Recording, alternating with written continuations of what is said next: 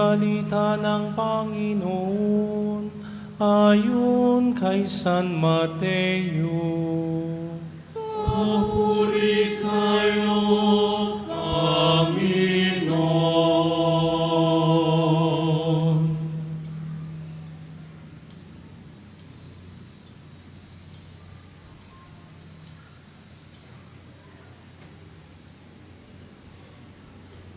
Noong panong iyon, sinabi ni Jesus sa kanyang mga alagad, "Sinasabi ko sa inyo, kung ang pagsunod ninyo sa kalooban ng Diyos ay tulad lamang ng pagsunod ng mga eskriba at ng mga pariseyo, hindi kayo makapapasok sa kaharian ng Diyos.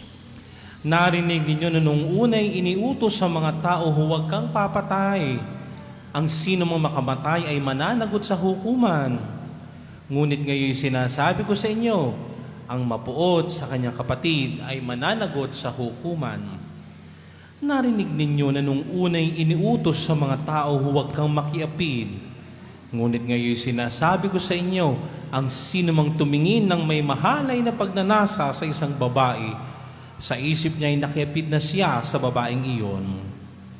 Narinig pa ninyo na nung unay iniutos sa mga tao, huwag kang sisira sa iyong pinanumpang pangako, bagkus tupdin mo ang iyong sinumpaan sa Panginoon.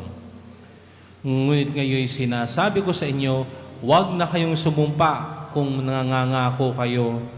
Sabihin mo na lang na oo kung oo at hindi kung hindi, sapagkat buhat na sama-sama ang anumang sumpang idaragdag dito."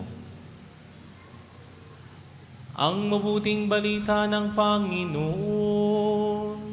Pinupuri ka namin, Panginoong Jesu Kristo.